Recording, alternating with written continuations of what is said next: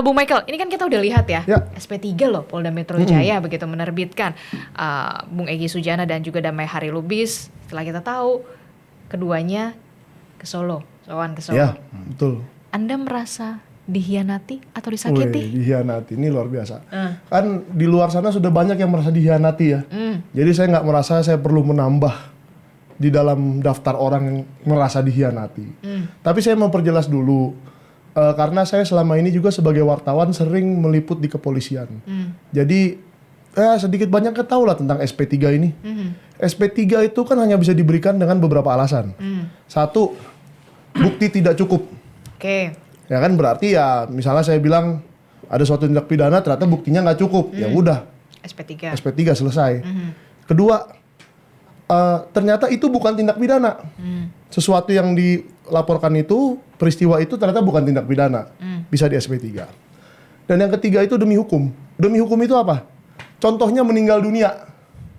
Ya kalau orang yang sudah meninggal apalagi yang mau kita penjara ya kan? Orangnya udah nggak ada dan seterusnya. Nah, dari 3 alasan ini saya masih bingung. Bang Damai Hari Lubis dan Bang Egy Sujana ini di SP3 atas alasan yang mana? Kenapa, Ya kan? kenapa bingung? Karena kan tidak bisa ada alasan lain. Ya kan, alasannya hanya 3 macam itu. Yang jelas, Bang Damai Hari Lubis dan Bang Egy Sujana belum meninggal. Karena semalam kita baru lihat dia di TV, Bang Damai, dan Bang Egy masih WA dengan saya. Jadi, masih WA-an? masih kontakan? sangat akrab. Apa terakhir kontak Bang Yo, Egy? ada tentang ayat-ayat, tentang Musa dan Harun mendatangi Firaun dan seterusnya macam-macam lah. Tapi itu nggak terlalu penting. Yang penting Polda Metro Jaya sekarang harus memperjelas. Kan SP3 itu keluar untuk 2 orang yang sudah mengaku dapat. Kita belum dengar nih dari yang 6 lagi. 6 lagi dapat nggak? Roy Suryo, Rismon Syanipar, Dr. Tifa, Rustam, Kurnia, dan Rizal Fadilah. Kalau seandainya semuanya dapat, mungkin kita bisa menyimpulkan itu alasan pertama atau kedua, SP3 itu. Artinya tindak pidananya itu tidak terbukti, tidak cukup bukti, atau ternyata bukan tindak pidana. Ya kan? Ternyata yang dilaporkan Pak Joko Widodo itu bukan tindak pidana. Berarti 88 tersangka ini ya hilang semua, cabut semua. Tapi yang lucu, ini kan yang dapat baru 2. Jadi teori saya antara 2 nih. Antara satu, Polda Metro Jaya mengirim secara terpisah, belum nyampe suratnya gitu kan. Kan bisa saja kurir lah apa alasannya. Sehingga yang punya Pak Roy Suryo belum nyampe ke rumahnya. Dia di SP3 juga tapi belum nyampe suratnya. Atau memang tidak di SP3.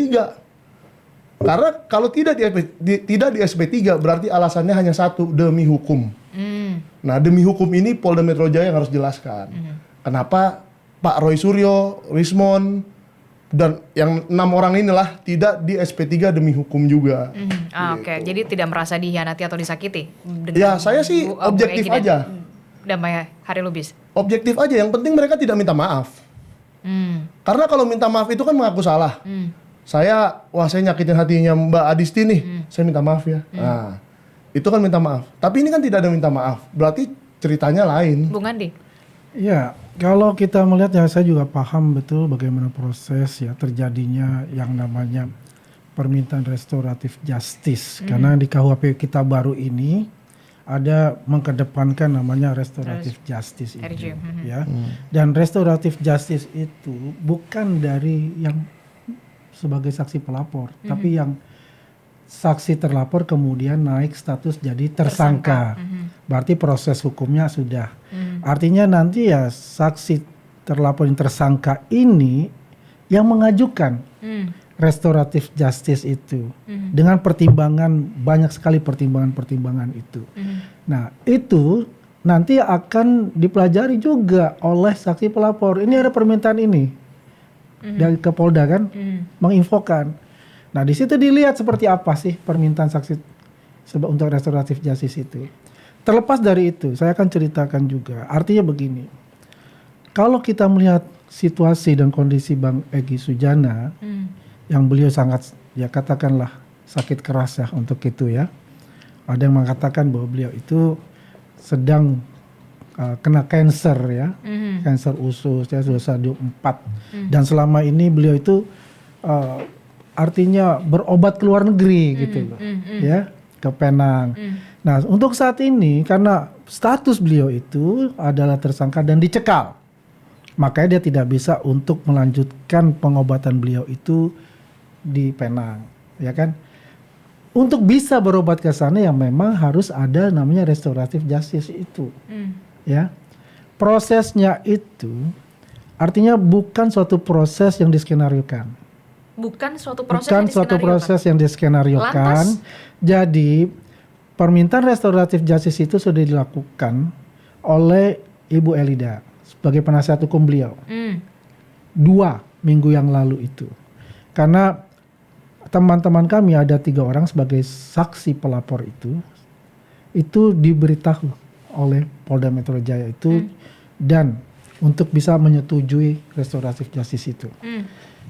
Jadi permintaan restoratif justice itu di Polda dilakukan oleh pengacara dari Bang Egy ya.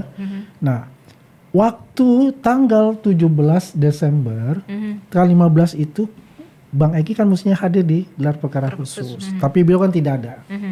Kebetulan teman kami Bang Darmizal, Bang Rahmat ini sudah berteman dengan Bang Egy itu sudah hampir 40 tahun.